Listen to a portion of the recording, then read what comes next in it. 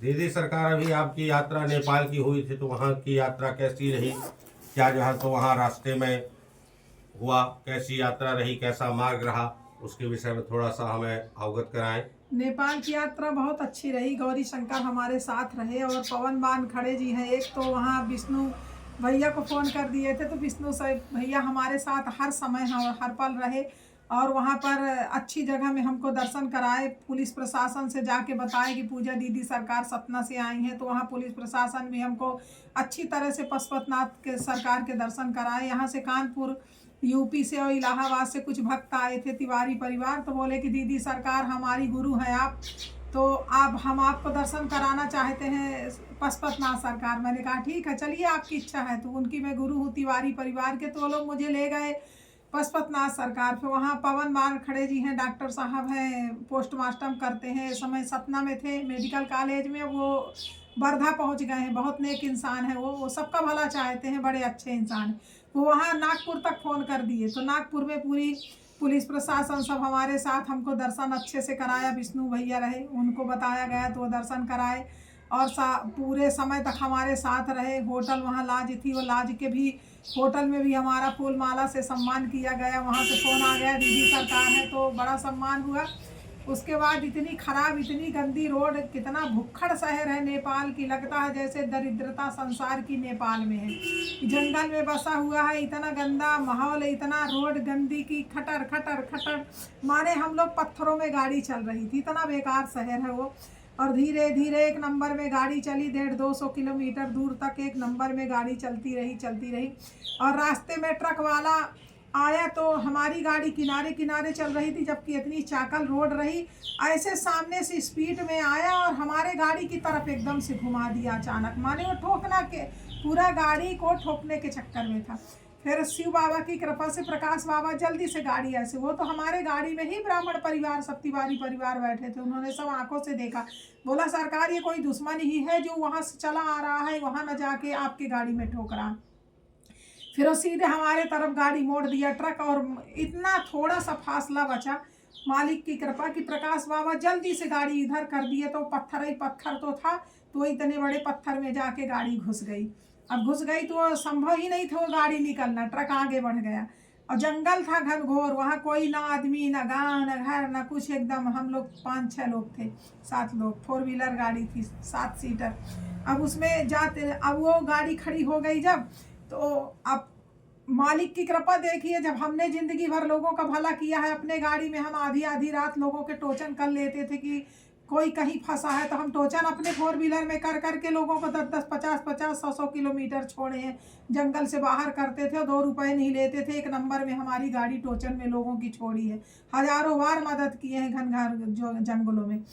तो वो गाड़ी हमारी जैसे खड़ी हुई, तो वो आया राजस्थान के 2 लोग, बोले हम कोटा राजस्थान से आए हैं, तो वो गाड़ी लेके आए, 2 गाड़ी उनके साथ थी। वो हमारे उतरे बेचारे लोग देख के, माने हमारी गाड़ी ठोकने के 2-4 मिनट में ही वो पाल्टी आ गई।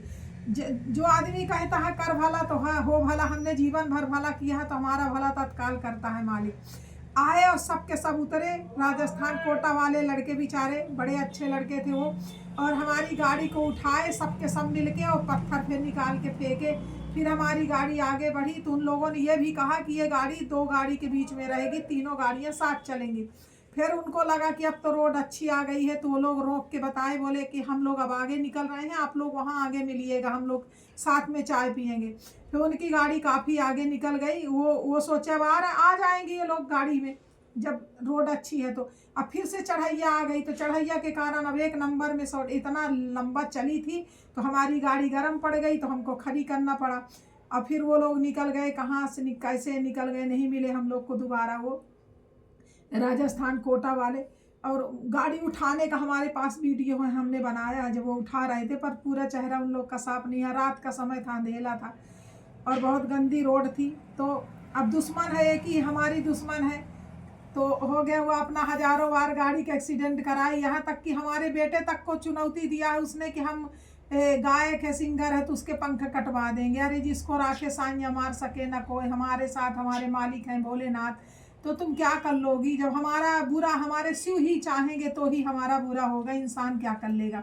वो बीसों हजारों बार हमारी गाड़ी के एक्सीडेंट कराई। 2-3 बार तो गाड़ी हमारी भूसा हो गई, एकदम आगे का पोर्शन ही दब जाता था। लोग कहते थे कितने लोग मरे, तो कोई नहीं मरता था, किसी को खरोच नहीं आती थी।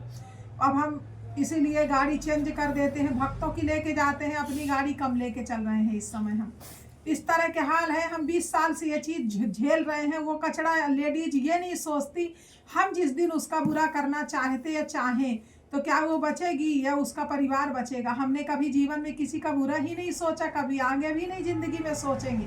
हम किसी का बुरा चाहें तो फिर कोई हमसे नहीं लड़ सकता, लड़ने लायक वो नहीं है हमसे, लेकिन फिर भी हमारे इंसानियत, मानवता, अच्छाई, दया का फ़ायदा उठा रही है। 20 साल से हम परेशान हैं, झेल रहे हैं इस चीज़ को।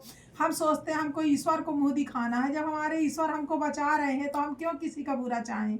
वो हमेशा हमारे गाड़ियों के एक्सीडेंट माने जान से मरवाने की तैयारी, हमारे बच्चों को, हमको कि मार दें। हमारा कसूर इतना ही है कि हम अपने माँ बाप का 20-22 साल से सब कर रहे हैं, दवाई गोली 20-22 लाख रुपए तो माँ बाप के दवाई में, ऑपरेशन में कई बार हुए, माता पिता के ऑपरेशन, बीमारी। हमारे बच्चों को बुखार नहीं आती, हमें कभी कुछ नहीं होता, लेकिन माता पिता की जिम्मेदारी लिया है तो शुरू से न माँ बाप के नाम से कुछ घर है, न दुआर है, न उनके रहने को कुछ। अगर हम हाथ खींच ले तो भूखे मर जाएं। 22 साल से हम सब कर रहे हैं। जिसको यकीन नहीं है पता कर ले। पिताजी छोटी पोस्ट कोऑपरेटिव बैंक में थे, 700 रुपये पेंशन पाते थे, अब इस समय 1000 पाने लगे थे।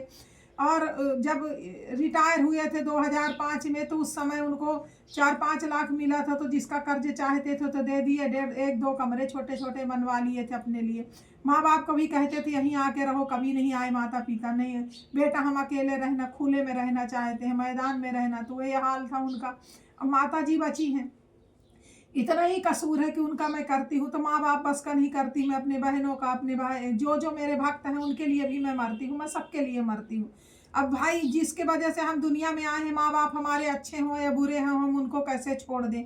हम खाएं वो भूखे मरे, ऐसे कैसे हो सकता। मैं अपने से ज़्यादा व्यवस्था अपने माँ बाप की हूँ ज़िंदगी भर। और मेरा सोचना है कि माता पिता एक भगवान का रूप होते हैं दूसरे, तो इनके लिए कष्ट ना दो इनको। जब तक मेरी ज़िंदगी है मैं इनके लिए करूँगी। यही कसूर है मेरा। वो सोचती है लेडीज की ये छोड़ दे तो ये माँ बाप मरे तो मैं पूरे घर में कब्जा करे। कर ले भैया, अभी कब्जा कर ले। मैं तो 100 बार कह चुकी, मैं माँ बाप से कह चुकी, जिस दिन मुझे ये घर दोगे तो भूखे मर जाओगे, मैं आऊँगी नहीं। मुझे कुछ नहीं चाहिए। मैं जब 50 लाख करोड़ों रुपया उनके पीछे 22 साल से लगा दी, तो क्या मैं घर द्वार के लिए मरूंगी। अब बताइए पंकज भैया आप। दीदी सरकार के अंदर अगर यह लालच होती तो दीदी सरकार ने आज तक इतने कार्य जो है तो संपन्न दीदी सरकार के हाथों से हुए हैं कि जिन्हें लोग सोच भी नहीं सकते हैं। और दीदी सरकार ने जीवन दान दिया। कितने यहाँ पर जो है तो ऐसे लोग हैं जिनको दीदी सरकार ने कहा कि भैया आप जो है तो चुनाव जीत जाएंगे, और दिन में जो है तो वह चुनाव जीत गए। लोगों को जीवन दान दिया दीदी सरकार ने। कई लोगों को जो है तो पुत्र रत्न की प्राप्ति हुई, कई लोगों का जीवन बचा। तो इस तरह के अनूठे कार्य जो है तो सरकार के ने जो है तो किए हैं। अगर सरकार अपने जीवन काल में चाहती पैसा कमाना, तो आज सरकार के पास इतनी दौलत होती कि कुछ कहने की जो है तो बात ही नहीं है, इतनी दौलत होती। लेकिन दीदी सरकार ने अपने जीवन काल में कभी भी पैसे को महत्व नहीं दिया है। तो आज वो छोटी सी जमीन को लेकर के वहाँ की माता पिता की क्या करेंगी। उनके अंदर तो यह भाव ही नहीं है। जो भगवान भोलेनाथ का भक्त है उसके अंदर कोई चाह नहीं है। सरकार के अंदर कोई जो है तो ऐसी कोई चाह नहीं है, ना उन्होंने कभी जो है तो यह चीज़ सोची है। और यह जो कोई सोचे कि सरकार जो है तो माता पिता का जो है तो घर लेना चाहती है, जमीन लेना चाहती है, वह उनकी मूर्खता है। और यह इस तरह की सोच वालों को भगवान भोलेनाथ कभी जो है तो माफ़ नहीं करेंगे। और उनके अंदर तो यह लालच है ही नहीं है। तो वह मनुष्य अज्ञानता छोड़ दे, यह सरकार के प्रति जो दुराभाव है यह जो है तो छोड़ दे। सरकार जो है तो कोई लालच भाव नहीं है, कोई जो है तो किसी तरह का द्वेष नहीं है। और कई बार तो सरकार की गाड़ी का ऐसा हुआ है कि डीजल ही खत्म हो गया है, और बाबा जी ध्यान नहीं दिए कि डीजल चुकने वाला है, डीजल खत्म हो गया। और गाड़ी जब सरकार से बताए बाबा जी की डीजल खत्म हो गया, सरकार ने भगवान भोलेनाथ का स्मरण किया, बोले चालू करो गाड़ी को। और बाबा जी ने गाड़ी चालू की और जा करके जो है तो 25 किलोमीटर 30 किलोमीटर गाड़ी चली, जहाँ पर पेट्रोल पंप था फिर वहाँ पर डीजल डलवाया गया। इस तरह की सरकार के जीवन काल में ऐसी अनेकों घटनाएं हैं कई बार गाड़ियों का एक्सीडेंट हुआ, लेकिन एक भी खराच भी नहीं आई शरीर में। तो जा पर कृपा राम की होई, ता पर कृपा करें सब कोई। उनके ऊपर तो भगवान भोलेनाथ का बचपन से ही आशीर्वाद है। तो यह अज्ञानी मनुष्य सरकार का जीवन काल में कुछ बिगाड़ नहीं सकते, अपनी करनी जरूर बिगाड़ रहे हैं। यही जो है तो मैं आज करीब 14 वर्षों से सरकार के दरबार का सेवक हूँ, और सेवक होने के अलावा जो है तो सरकार मुझे यहाँ पूजा पाठ जो भी दरबार में होती है अवसर प्रदान करती है। तो मैं सेवक हूँ और उसी सेवा भाव से भगवान भोलेनाथ की सरकार की सेवा करता हूँ। और जीवन पर्यंत जब तक यह सही रहेगा, मेरे साथ में 3 बार मुझे दरबार से ही जीवन दान मिला है, और आज जो यह बैठा हूँ मैं आप लोगों के सामने, यह दरबार से ही मुझे जीवन दान मिला है, और आज मैं जीवित आप लोगों के सामने हूँ। यह मैं स्वयं सामने जो है तो घटित अपनी घटनाएं बताता हूँ। तो यह सरकार का आशीर्वाद है, बस यही आशीर्वाद बना रहे। सरकार के ऊपर भोलेनाथ का आशीर्वाद है, और सरकार का हम सब लोगों के ऊपर आशीर्वाद है। हर हर महादेव। हमारे लिए चारों साइड से दुश्मन फैलाई है, चारों साइड से वो लेडी, चारों साइड से माने कहीं नहीं बचा। कोई क्षेत्र में जाइए, चारों साइड उसके आदमी बैठे हैं। हर जगह हमारे लिए जाल बिछाई है, और हमें नीचा दिखाने के लिए तमाम कितने हथकंडे अपना रही है। माने कि पूजा दीदी सरकार का नाम कहीं से खराब हो, तो वो पूरा प्रयास कर रही है। अब हम वो गंदी औरत के यहाँ दरबार में नाम नहीं ले सकते, ना हमारा उससे कोई रिश्ता है, ना उसके औलाद से रिश्ता है, ना उसके रिश्तेदारों से कोई रिश्ता है। वो अपनी तरह अपने बच्चे को भी बना ली। हम अब उसके बच्चे को बहुत ज़्यादा चाहते थे, ना माँ का तो बुरा कभी करे ही सोचे ही नहीं, बच्चे को भी चाहते थे। पर अब ना हमको उसके बच्चे से मतलब है, ना माँ से मतलब है, और ना उसके किसी परिवार से, किसी उससे जुड़े लोगों से मतलब है। हम ना उसका बुरा कभी चाहे, ना आज चाहते, ना कभी जिंदगी में चाहेंगे। वो जैसा करती है वो स्वयं भरेगी, ईश्वर उसे खुद सजा देगा। जब ईश्वर की लाठी पड़ती है तो फिर आदमी भाग नहीं पाता। उसे जब लाठी ईश्वर की पड़ेगी तो वह कहीं की नहीं रह जाएगी। हम उसके लिए कुछ कभी बुरा चाहे ना जिंदगी में चाहेंगे। शिव महापुराण चल रहा है, संतों के बीच में बैठे हैं, तो हम कह रहे हैं अपने शिव महापुराण की गद्दी में भी बैठ के कि हम अपने आसन में कि हम कभी बुरा नहीं करें उसका, न उसके बच्चों का, न कि हम दुश्मनों का बुरा नहीं चाहे। वो भी हमारी दुश्मन है, तो कभी किसी का क्यों चाहेंगे। और उससे बड़ी तो कोई दुश्मन संसार में हो ही नहीं सकती, जो हमारी दुनिया उजाड़ दी। आज हमने अपने पति को त्यागा था तो उसी की वजह से त्यागा था। आज हमारे पति 20 साल हमारे घर नहीं आए बीच में कभी भी, अब वो आए हैं तो उनकी मजबूरी थी, तो अब आए हैं। तो अब ये हम सब कुछ नहीं बता सकते। उस लेडीज का भी नाम नहीं ले रहे हैं यहाँ पर जो चोर होता है वो खुद जान जाता है कि मेरे लिए बोला जा रहा है। वो स्वयं जान जाएगी कि मेरे लिए बोला जा रहा है। हमारी दुनिया उजाड़ दी, पर हमारे साथ हमारे शिव हैं। हमने पति को त्यागा था और आज भी हमने त्यागा ही है। वो है, उनका स्वागत है, सम्मान है हमारे बीच में। वो कहीं ना जाए, खाएं, अच्छे से रहें, हम सम्मान करते हैं। लेकिन जो हमारे पति पत्नी के रिश्ते थे इस जन्म में तो कभी नहीं हो सकते। उस गंदी औरत के वजह से हमारा सब कुछ छूटा, साथ छूटा। हमारे बच्चों को हमने अकेले पाला 20-22 साल तक। कोई सपना का आदमी बता दे कि हमारे पति कभी आए हों। 2018 में बेटियों की शादी किए थे, तब हमने बुलाया था। अभी उनकी तबीयत खराब थी, तब वो आए तो हमने उनकी ज़िंदगी बचाई। अभी भी उनके शुगर, ब्लड प्रेशर, 25 तो बीमारी है, तो मैं इसलिए रोक के आए हैं। तो अब वो अपने मजबूरी में आए हैं, तो रोक के रखा है कि बेड़ला की दवाई चल रही है, आराम मिल जाए, ठीक हो जाए तो फिर जो मर्जी पड़े करो। अब आगे पीछे उनके कोई नहीं है, सब छोड़ उनको भाग गए हैं। तो मैं चाहती हूँ कि जियो, खाओ, अच्छे से रहो। स्वागत है तुम्हारा, मैं दुनिया के लिए करती हूँ, तुम्हारा भी करती हूँ। पर हाँ, पत्नी और रिश्ते और संबंध जोड़ के न जुड़ना कि अब घुसना कि अब वो नहीं हो सकता जीवन में। जो रिश्ते थे हमारे, उस गंदी औरत के कारण सब कुछ खत्म हो चुका है, पर मानवता के कारण मैं उन्हें साथ में रख सकती हूँ।